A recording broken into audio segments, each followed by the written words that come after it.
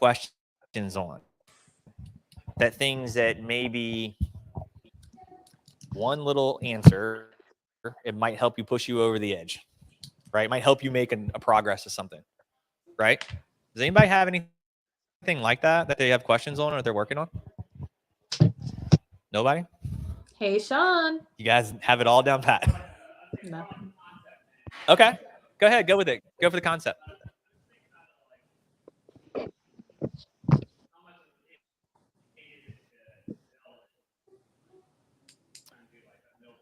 Yep. So building in flood zones is always above the floodplain by 3 feet. Right? Vanessa, can you hear us? Hey, Sean. Everybody up there looks frozen. Hey. Nick, can you hear me? Over here and talk to them while you need to. Speaker? Yeah. Am I alive Might now? work, might not work. Can you hear me, Nick? Yes. Yeah. All right. And I can hear you. Okay, You so- just can't hear. And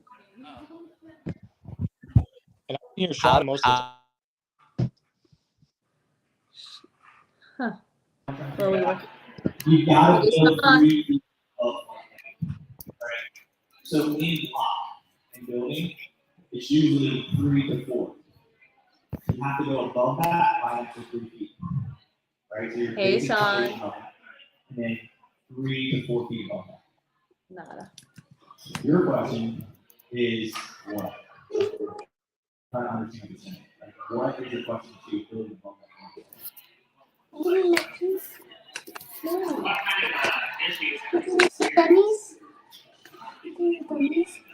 Hey, So Sean. elevation. Are you going with this? Yes. Yeah. So the That's- survey is going to tell you how high that property is or how high it needs to be. Right? So living off the back of the yard versus. Gonna have to put Right? And then next thing you know, Honey, she's still trying. okay. So I don't think it's your connection, Nick. I think it's the way they have it all wired. The ground is lower. So you're saying Okay. people experience. Because I went through my phone and my laptop.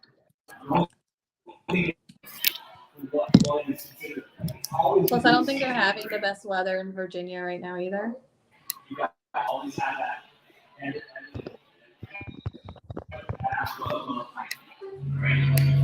if you are getting an elevation certificate and the insurance company is validating the same thing, the current experience is like, oh shit, I thought that.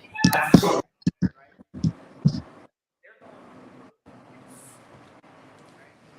Let's see if I call Ashley.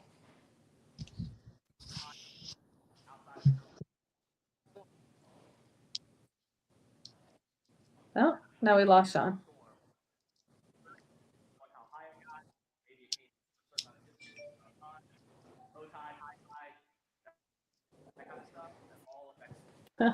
I was just dialing you.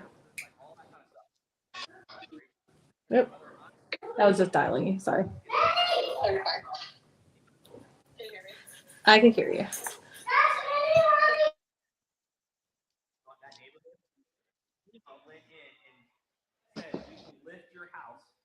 All right. Go ahead.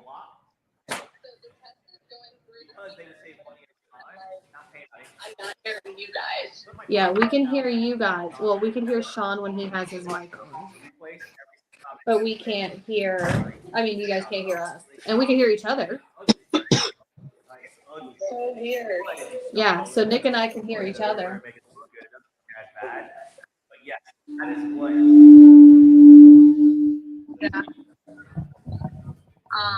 I just don't know what's going on. Hello, Sean? Hey, can you hear me? Yeah, I can hear you. I don't know what's going on. Can you just talk to our like live audience? You hear that, Nick? What's that? So, like, to the online audience? How do you want me? That's what I'm trying to figure out. What do you mean, Ashley, to like our online audience? Yeah, just at least give the people online something.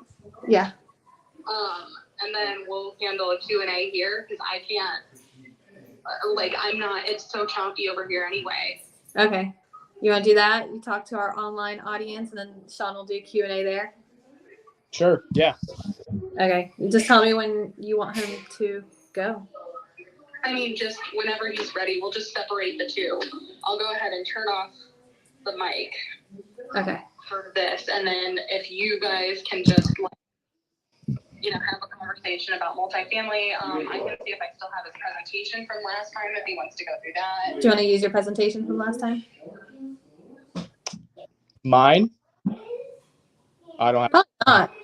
Yeah, because it's changed now. They own like a whole street now. No, I don't have anything as far as like our. Okay. All right. Cool. We'll do it. All right, thank you so much, and then just keep writing me if there are any issues, I guess. All right. Cool. All right, thanks. Thanks. Bye. All right, Nick, you could do it. You can just give your spiel for our online people, and Sean's just gonna try to handle Q&A on his end. Perfect. So yeah, just want me to start kind of where we started out. Yeah, I'd do Okay. that. Perfect. So yeah, my name's Nick LaBeouf. Upstate New York, grew up there, moved down to Virginia for 5 years. That's how we know Alex. Hold on, we're getting a charger in here real quick. Let me plug in. I'll pick back up. We had some technical difficulties, so we're a little sketchy at the start. All right, should be.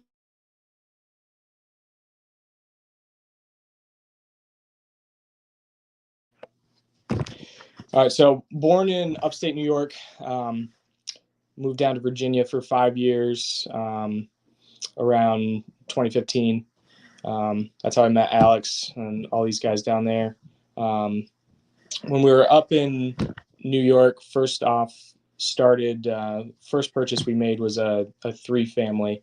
I got out of college, was working in a warehouse, didn't have any trust fund, unfortunately. So just working in a warehouse, didn't have a ton of savings, but there was a 3-unit that came up, and basically the idea was to purchase that, live in one of the units, rent out the other 2, try to live for free. So that's what we did. Purchased that, ended up having to not put anything down really because we got a credit at closing. Rented out the other 2 units. They were already rented out, and basically covered the mortgage. So we were living there for free. Did that for only about 6 or 8 months before we moved down to Virginia. Went down there, didn't really buy anything for the first year or 2, just kind of got familiar with the area, was working a job, so that's why we moved down there. So first couple of years we just rented, and then we bought a single family house, so we did like a live-in flip on. So purchased that pretty undervalued a little bit, I would say. Put some sweat equity into it, fixed it up, nothing major, mostly cosmetic. Then we ended up Airbnb-ing one of the rooms out of there. So that was a crazy story. But yeah, it was a 3-bedroom house. We Airbnb'd one of the bedrooms. Basically covered our mortgage with that.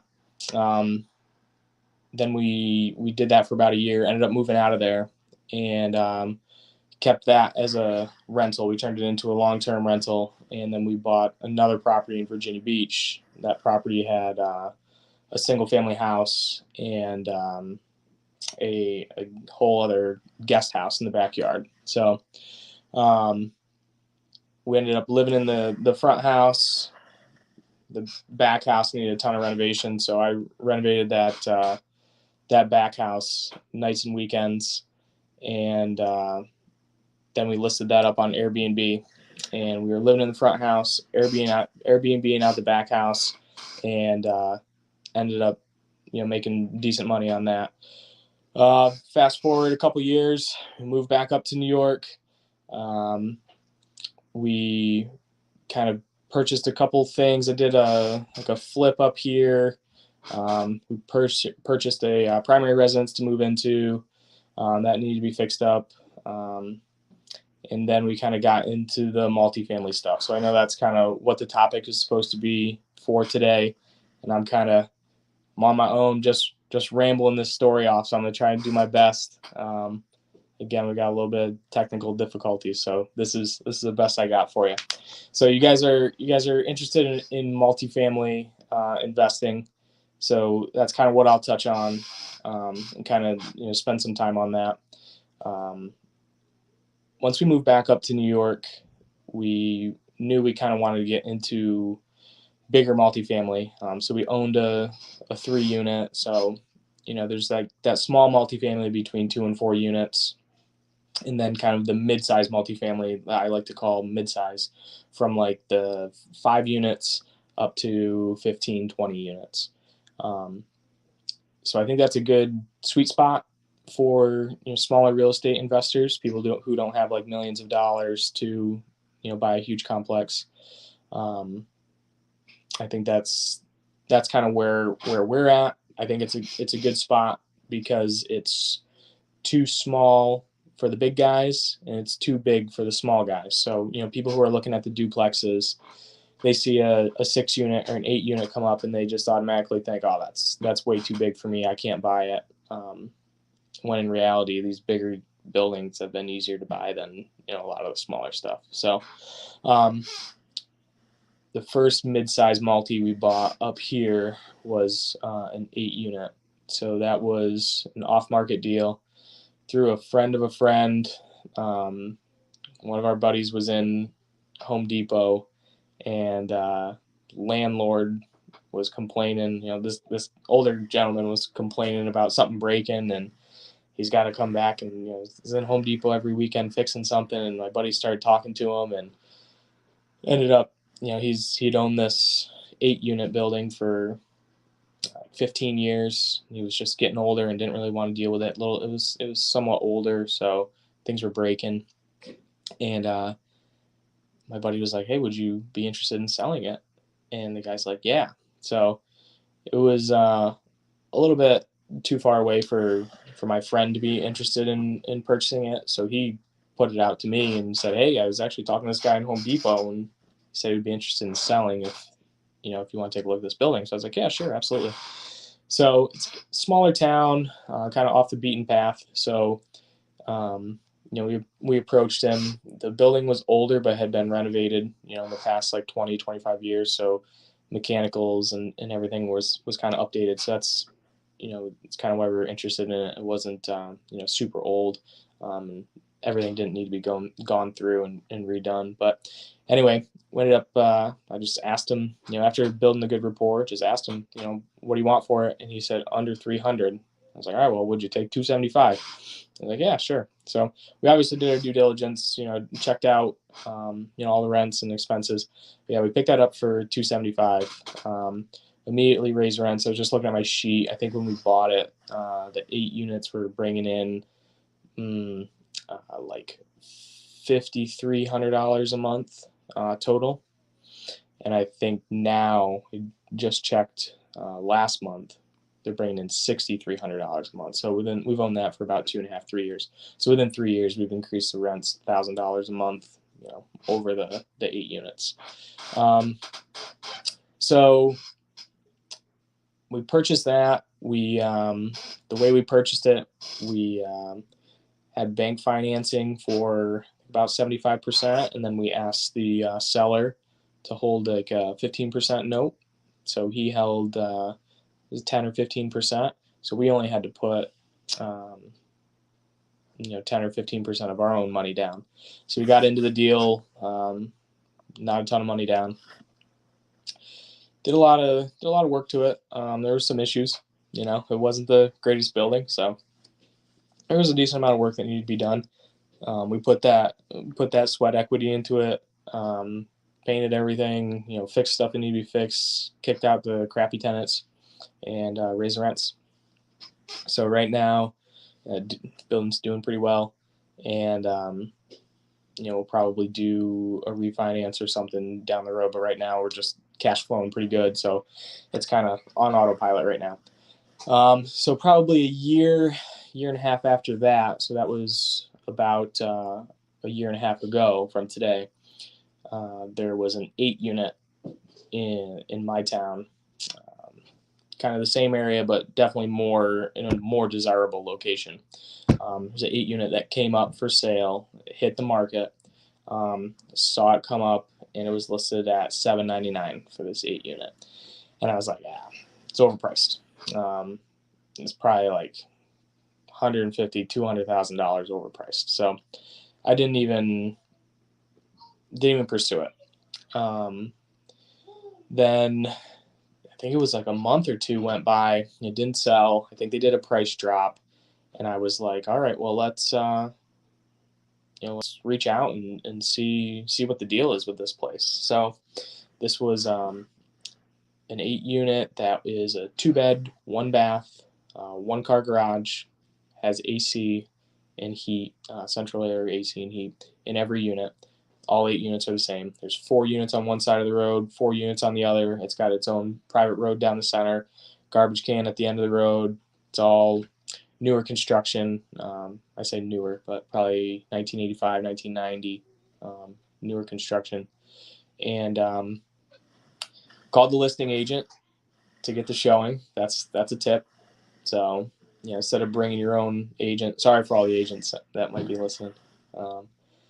So you call a listing agent, so that way listing agent is kind of double dipping on the commission, because if you end up buying the property, the listing agent will get, their commission for listing it, and the listing agent will get the commission for bringing the buyer. So I called the listing agent, did a walkthrough. She was really knowledgeable. I'm glad that I met her. We still talk now and try to get more deals going, because she was really good at what she did. She had all the financials. She knew everything about the property, so she walked me through it, walked through most of the units.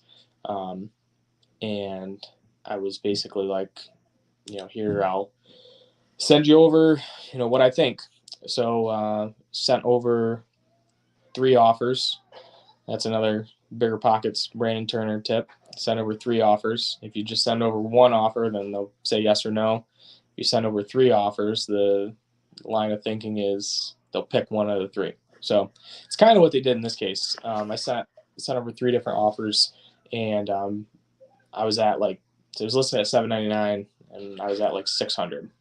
So it was like 600, 615, 625, and the price went up if he wanted to hold note on some of the down payment. So we went back and forth through negotiations. I didn't think he would even bite, because again, it was listed at basically 800 and I offered 6, and he was actually interested in the offer. So we negotiated some things, and I think we landed around 660. So he came down 140,000 off of asking, and he did hold I believe 10 or 15% note on that. So I think he ended up holding like $150,000 second on that. So we didn't need to bring a ton of money to closing, which is always good, because that increases your cash on cash return. That's one of the numbers I really look at, is the cash on cash return. So yeah, we closed on that. It was fully rented. We upped everybody's rents because they were way undervalued, under market. That's kind of a theme that I see in these mid-sized multifamilies. They're most of the time mom and pop operation. In just my experience, it's just been older men trying to run it by themselves. Maybe their wife is an accountant, but they don't really have a system or anything. They're not a professional landlord. They just bought one building and thought it would be a good thing for retirement, and they wanted to diversify, or whatever the reason was. And they getting older, 75, 80 years old, and they don't want to fix toilets and paint units and do stuff anymore. So this individual was older, and he didn't want to do the maintenance anymore, and the rents were super low. So we bought it, raised the rents up. I think it was around $150 a unit, if not more, on some of them, because some of them were way lower than others. We kind of brought everybody up to an even playing field. I believe it was like $900 a unit, which is still well below market, but people were at like 700, 725. So we inched them up a little bit to the 900, brought everybody on this level playing field, and we were expecting a couple people to move out or to not renew the lease with us. And then our plan was, if they don't, let's say, 2 or 3 people don't renew the lease, we'll go in there, we'll renovate the units, and we'll bring them up to market, which is probably around like $1,200 to $1,300 a month. So we sent out the notice that we're raising everybody's rents, and everybody said okay. Nobody left. So we're like, oh well, that didn't go over very well. We guess we are gonna have no turnover or rent raises for another year. So which is fine. It's a good and a bad thing. So rents got raised to that 900, and since then we've renovated one of the units because an individual decided to leave, and I think after renovation we're able to bring rents up to like $1,300. We're turning over another unit in a couple weeks. We had to go through an eviction, and we're turning over that unit, and we already have somebody lined up who's interested for $1,400. So basically within 2 years, we're bringing these units from $700-800 to $1,400. Obviously with renovations, but still the amount of value that you're creating by doing something like that is, it's exponential. So, real quick, I'll just kind of go off on tangents because nobody's directing me anywhere. So this is what you're going to get. The way these multifamilies are valued is by cap rate and by their income and their expenses. So it's not really like comps, like a single family house or a duplex. If you have a duplex and there's 4 duplexes on the street and 2 of the duplexes have sold for $200,000, then your duplex is going to be worth $200,000. No matter how much you put into it.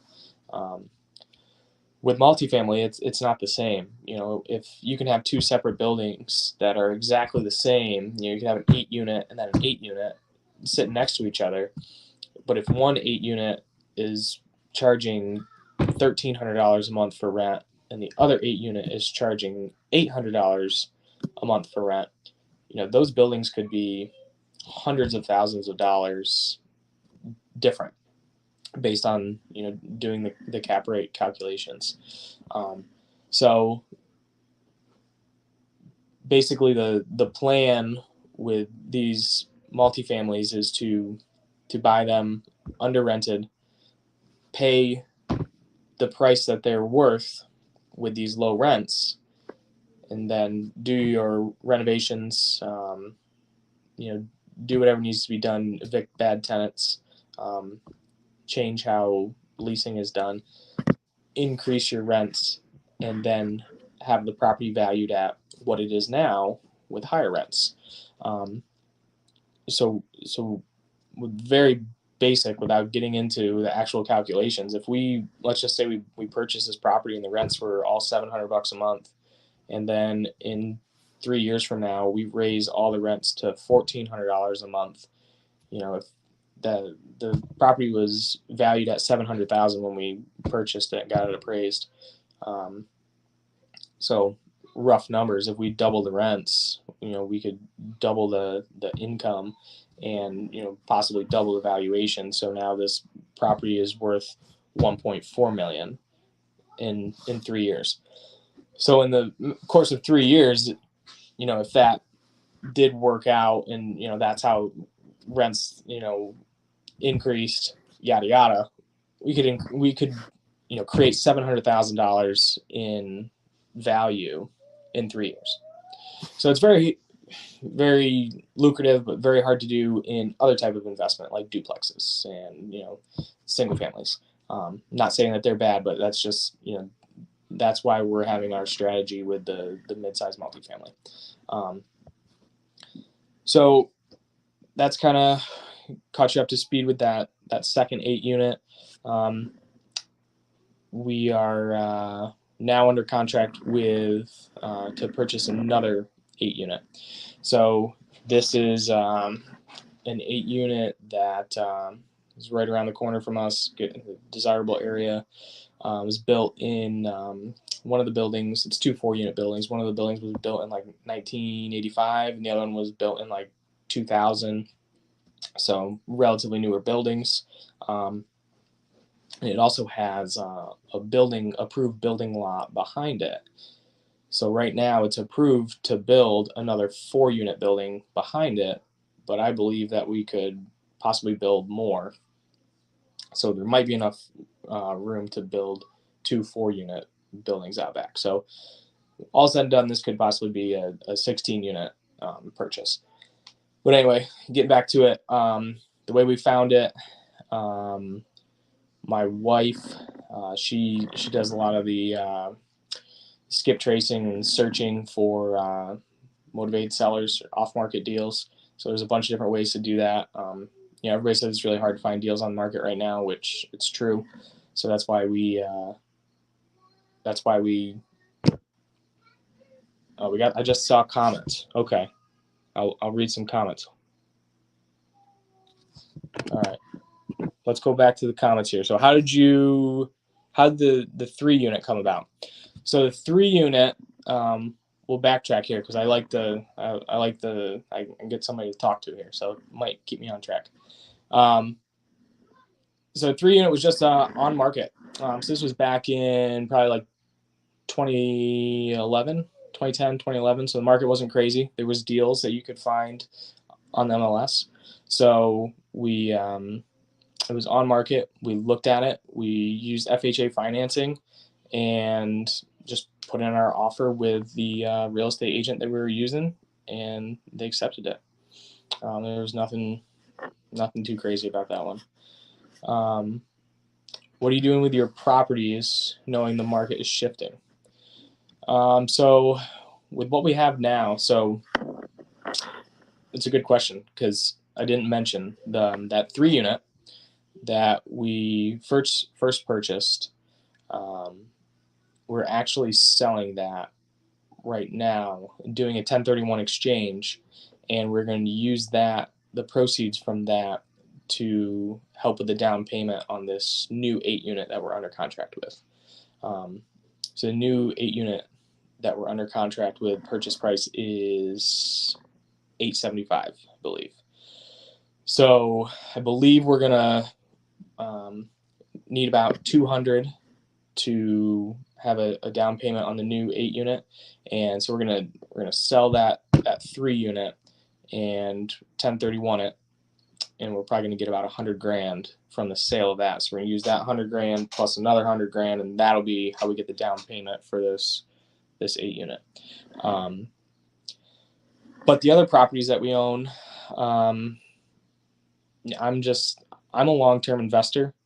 I'm in it for 20, 30, 40 years, basically forever.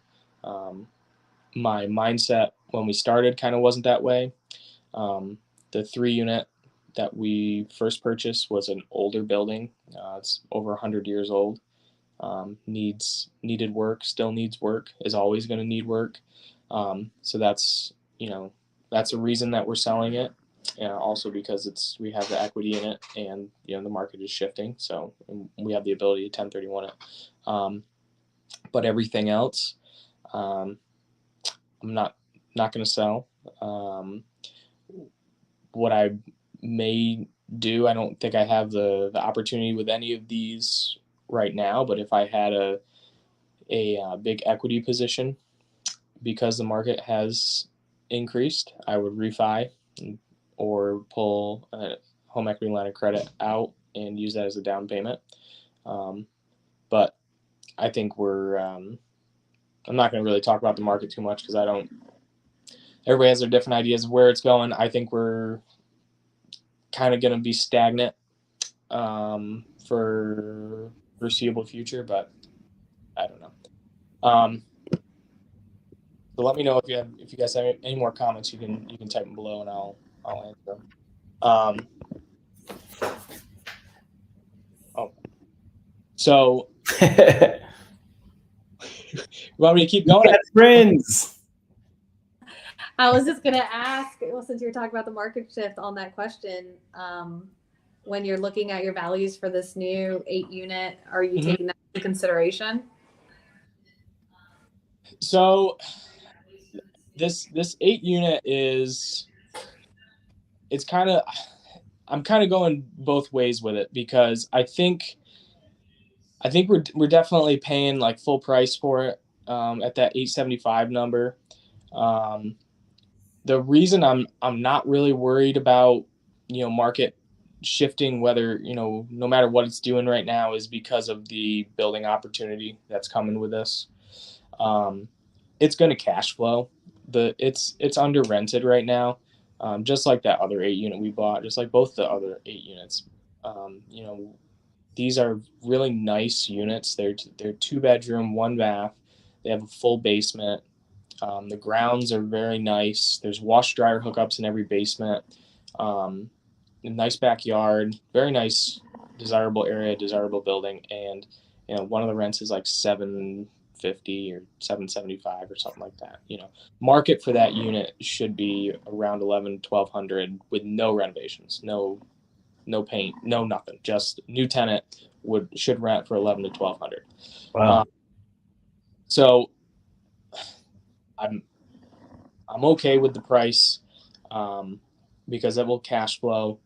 But long term, if I can build 4 or 8 more units on the property, I think that it's a valuable buy. Water and sewer are already there on the property. It's already approved to be built on. So I think no matter what the market does, I'm just going to run with that one. Is that like your 10-year plan? You might have already said it, but what's the building the next units? Yeah, so I don't know. I don't know what the plan is. So I've never built anything before. So we'll see how it goes. That's never stopped you before, man. No, so it's, exactly. Well, it'll just be something different to learn. I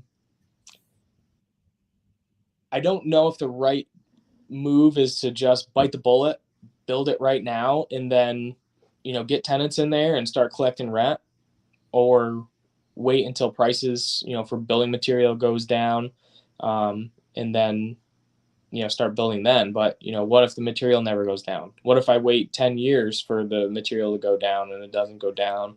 And then, we could have had people paying rent for those 10 years, so I'm not really sure what the plan is. We'll get it closed, because we're just under contract now. So we'll get it closed up, and then we'll kind of dive into the building more and see what the plan is on that.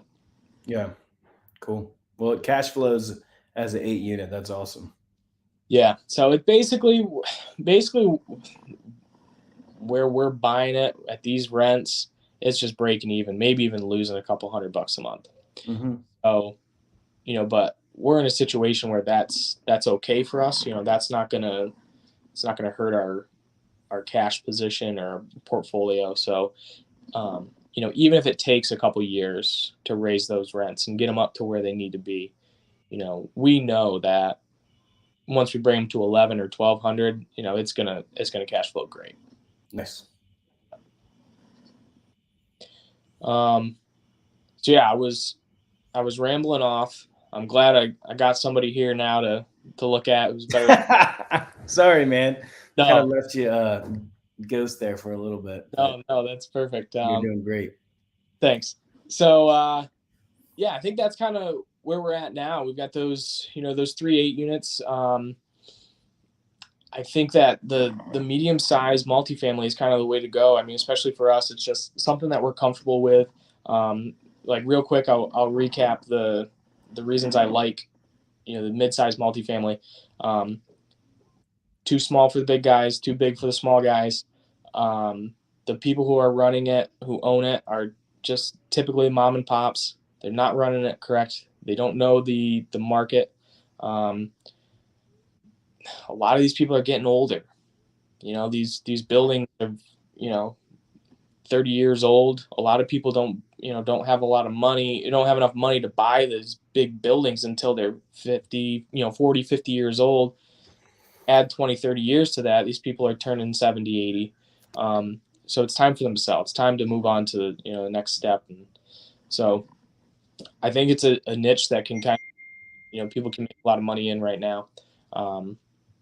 We've had good luck reaching out to people to off market and buildings and seeing if they're interested. And I think, probably to give you some numbers with, how we found this last one. So this last 8 unit was off market.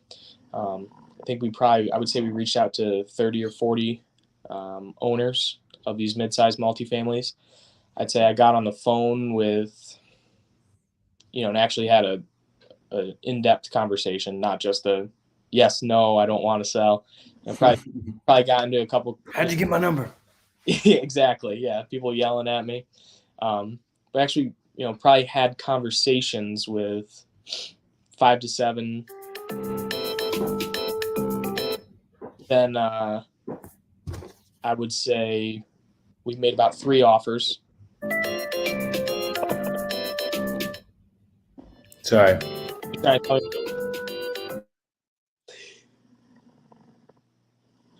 So we had 3 offers, and one of them said yes. So basically, if you look at that funnel, if you can break. Did you learn some of this from Sean, man? It sounds like you got like a. I mean, he's a good dude. He knows some stuff. It's all about the funnels. How about the funnels, man? So, well, basically, what that tells me, once we get done with this one, we want to go on to our next one. If we can reach out to 40 other mid-sized multifamily buildings, we'll get another one under contract. That's cool. And you guys actually have a decent amount of mid-sized multi-families in that area? Yes and no. I mean, you don't really notice them until you start like searching and looking for them. And then you're like, oh, there's one there. There's one there. I would say it's not. I would say probably down by you guys. I would think there's more. Virginia Beach area, Norfolk. I think I've seen more of them. But there's obviously a decent amount around here. Okay. No, that's good. I got a question too, because something that we've ran into trying to skip trace for this multifamily stuff. You've got the guys, or were most of them in some kind of entity like an LLC, or were a lot of them just owned by the owner? Was it hard to get their information? Yeah. So my wife would be good to talk about that because she's the one who tracks everybody down. So nice. I believe what she does would be searches the LLC. When you search the LLC on a state website, there's going to be a mailing address. If the mailing address is not a PO box and it comes to an actual address, that's typically the owner's address. So then you search the owner's address, you see who lives at that address. It's typically the owner of the LLC. Nice. No, that's good info, man. No, I mean, it just shows you guys are hustling. That's what it's all about. Yeah, nothing's ever super easy. Well, and I think right now, sometimes, like in the past, it's been easier. Everybody says, "Oh, there's no deals right now. There's no deals," and I mean, it's kind of true. Like if you're just trying to look on the MLS, if you're looking for good properties, if you're looking for nice stuff that's desirable, there's a lot of money out there right now. So you're going to be competing against. Be competitive. Yeah. So. Yeah, like we reached out to this guy, and this guy who's selling the 8 unit that we're under contract with, and I was just, we're just like, hey, are you interested in selling? And he's like, yeah, I am actually. I just don't know what it's worth. So let me figure out what it's worth, and I'll get back to you. And I was like, okay. So we gave him a couple weeks, and he talked to either his real estate attorney, or an agent, or somebody who gave him a valuation, and in my opinion was very high. And So I kind of I presented my examples because I know the stuff that's sold. I know the 8 units that have sold in the area, and I even showed them the 8 unit that I purchased myself. 14 months prior, and I was like, hey, this is what they were selling for, and you're almost double the price. So, with being able to present my case, I think that makes it a lot easier than putting it on the market and everybody throwing offers in and kind of going at it that way. So it was me and him. I presented my case, he presented his. He talked about listing it with an agent. I talked about the benefits and the disadvantages of using an agent. Obviously, he's talking about listing at a $1 million price point. That 6% or whatever starts to be a lot of money. So Yeah, man. Those real estate agents are expensive. I know they are, man. Yeah, so we kind of went back and forth on it. And do I think he could have got more on the market? I don't know because he's got to sell it for $50,000 more than what we paid to still get down to the 875 because he's got to pay the agent. And I mean, at the end of the day, it's your job as a buyer is to try and be the only horse in the race. Mm-hmm. And that's your best leg for anybody in a market like this. Yeah. So but that's awesome, man. Good. Well, good luck with that. I hope that pulls together. You got to let us know if you end up closing on it. Yeah, no, we should. He's an old school guy, so we're just kind of waiting on him to get all his documents in, and he wants to do everything in person and not a fan of the e-sign and all that stuff. So, yeah, slow but steady, and it's kind of good because we've got to close the sale of Waterville Elite before we Good. Got to close the sale of that 3 unit for the 1031 exchange. Perfect. Well, before we kind of hop off here, because I don't want to take too much of your time, I just kind of wanted to dabble in some of the reasons why you got into real estate. I know we talked about your ability to work remote and do some things more remotely, and real estate's kind of helped you to access that. I just think when people have a why, it makes their real estate strategies make more sense, So if you don't mind kind of going into that real quick before you finish off why you're doing this in the first place, and some of the things that you hope to do because of that flexibility that real estate's given you. Yeah, absolutely. So I think it's kind of changed, through the journey. So at first, when we first bought that 3 unit, the why behind that was because I was really cheap and I didn't want to pay rent. So I was like, man, if somebody else can pay rent, I wrote a check for like $1,200 for rent, and I was like, yeah, no, this isn't happening. This hurts. Yeah, it hurts, man. So, yeah, that was the beginning. I didn't want to pay that rent, and so we bought a house, and then basically the tenants were paying the mortgage. Then it kind of evolved into, with listening to podcasts, looking at wealthy and successful individuals, reading books, Rich Dad, Poor Dad, all that good stuff. Real estate is the way for the everyday man and woman to become wealthy and free and successful, in my opinion. So, brother. Yeah. So that's kind of why, I stuck with it. My wife's always been on board. We've stuck with it. And then, kind of now recently, the goal is to be able to not have to work at all.